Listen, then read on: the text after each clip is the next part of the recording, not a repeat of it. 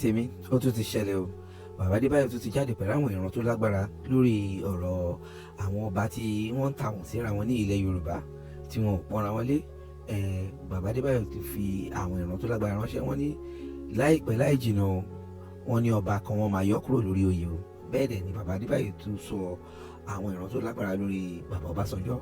Wọ́n ní kékeré láì rí o nínú èyí tí àwọn Ọbásanjọ́ ṣe fún Ọbásanjọ́ ní pé láìpẹ́ láì jìnnà pé kàn lọ kọ sílẹ̀ o. Wọ́n máa rí pé èyí tí ọmọ Ọbásanjọ́ ẹ̀sìn tó máa fi ṣe káàkiri àgbáyé pé ibi tí bàbá gba ìdè ibẹ̀ ni gbogbo àbùkù yìí máa dé o. This crossblogxtv, don't forget to subscribe, like and share. Ẹja àjọpọ̀ ẹ̀kúnrẹ́rẹ́ àlàyé yìí lẹ́nu Wòlíì Adébáyọ̀. Gbàdúrà. Pray. Bàbá ń bá ayé sọ̀rọ̀, ẹ jẹ́ kí iye wa máa ṣí. Talking to you, let your understanding be open. Ayé táwa ayé agbára ni. The word we are is the word of power.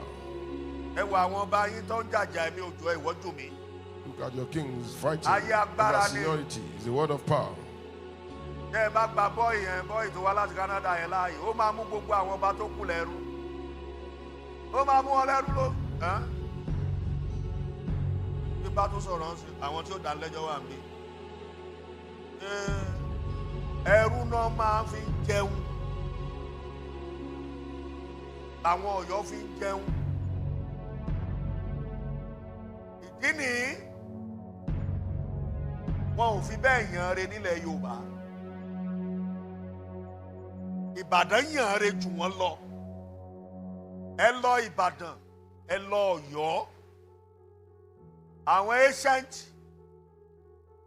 ancient house, àwọn ògiri àlàpà, ilé mi dàbí ilé ẹbọra. Wọ́n lò ní gbà. One that will not allow them. Kí wọ́n mú idà kọjá orí ẹ̀. You let them take sword over your head. Praise the Lord. Hallelujah. Ẹ jẹ́ hallelujah dáadáa. Hallelujah. Sọ fẹ́ gbọ́n mi kan níyàwó kan nílé wa, èmi ni wọ́n pa ọ́. I told one of my senior brother, we have a wife. Yes, I'm the one that will kill the wife, and I killed her. Àní wọn ò rókò ẹ̀ gbé sí pósí. They could not bury her. Wọ́n kàn fi pósí jẹgẹrẹ. Ó múra sọ̀rọ̀ ara ẹ̀. But I be serious with your life. Bọ́dà ológo ní jagun. He's a man of glory that will fight battle. Ológo ló ṣe kíni. A man of battle, glory will fight battle. Ìwọ ló ní gbà ọ́. You are the one that will not allow them. Amen. Amen. Má jẹ́ kán stop ẹ. Don't let them stop you. Má jẹ́ kán dá ẹ dúró. Don't let them stop you. Má sùn ẹ̀gbẹ́. Don't be That's why sluggish. Don't be sluggish. Ever sùn ẹ̀gbẹ́. Don't ever try it. Praise the Lord. Hallelujah. Bàbá kan wà nílẹ̀ Yorùbá Abẹ́òkúta ló wà. Ó ti expire. Gbogbo ìtókù ẹ̀sìn ni ẹ̀kọ́lẹ̀. Mo ti sọ ń bí dáadáa rí. Mo ti sọ prophecy bàbá yẹn. Tí ẹ̀sìn ò tí ì ṣẹlẹ̀ o. Ọmọ tó bínú sì máa fi ṣẹ̀sín tó máa gbayì. Tóbìnrin yẹn ló sì fi lóyè sọ̀rọ̀ tó ẹ̀yìn ẹ̀kọ́ Olúwa sọ mi pé sórí ọmọ tó tinú ẹ̀ jáde báyìí. Ó yìí máa ṣépè fún tí gbogbo pépà gbogbo news máa gbé níbi tó gba ìdè yóò tẹ kọjá abẹ ẹ̀kọ́lẹ̀. Torí ọ̀pọ̀ ògo ló ti palẹ́kún. Ẹ sà ẹ wo inú ẹ̀mí ká ẹ wò ó. Bẹ́ẹ̀ bá ń wò ní ìsìn àwọn ẹlẹ́dàá tó palẹ́kún wọn yí ká wọ́n nà lẹ́gba. Ẹ wo inú ẹ̀mí náà. Èmi ò bẹ̀rù ẹni. I don't fear anybody. Praise the Lord. Hallelujah. Ó ń sọ kiri kan ní ẹ̀rọ báyìí. Máa le. Ẹ̀kọ́lẹ̀. Èmi mo ti kọ́kọ́ sọ. Tó ti jẹ ọba kò pé ọjọ́ kẹta tí mo sọ ń bì. Olúwa ni wọ́n á lé. Pé wọ́n lé bàbá tiẹ̀ náà ni.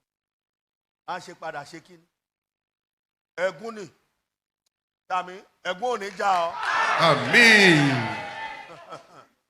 Ó ṣàmì o. Ó súre fún ẹ o ṣàmì tàbí. Ó lẹ́gún ò ní já ọ. Amen. Ẹ jẹ́ gbàdúrà yẹn dáadáa. Let us pray that prayer very well. Wòlíì máa ń gba ògo lọ́wọ́ èèyàn. Prophet can take glory from someone. Wòlíì máa ń gba ògo. You can take glory from someone. Èmi tó rí bàbá wọn ti fẹ́ fi 7 book of Moses. You wanted to use the book of Moses? Jẹ́ inú apẹ̀rẹ̀ tó fi ń kwata yẹn, apẹ̀rẹ̀ agbọ̀n, tí ò bá mọ tó já apẹ̀rẹ̀ Inside the agbọ̀n. basket. Tó bá dé Kétu wá rí. Tó ṣe kìíní yẹn sí. That work, evil work was done there. Èmi tí mi ò wọ́rí, ó ní ń gbé. Say I should carry it. Ẹ̀mí yẹn ni, má gbé o. That's why say don't carry it. Tó bá gbé ògo ẹ kúrò lónìí. If you take it, your glory has left you. Gbàdúrà. Mi ò gbé sà. I did not carry it. Ó ní gbé mi, ó ní ẹ̀yin náà gbé. Ìwọ ni mo fi ṣàdúrà fún. Àdúrà ti gbà ó yá ẹ̀yin náà ṣe kíni.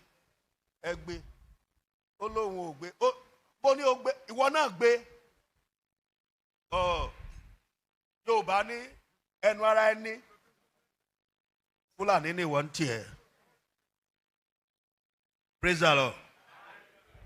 Tẹ́ ẹ bá lè rí àmì ṣe gbogbo ogun tó lóhùn ní gbọ́ tó lóhùn ní gbà lórí ayé yín iná agbára Ọlọ́run máa jó dànù. Kí lè nǹkan tẹ́ ń là kọjá tó dàbí pé ẹ ti wá ọ̀nà àbáyọ ṣùgbọ́n tí ẹ ti rí ọ̀nà àbáyọ.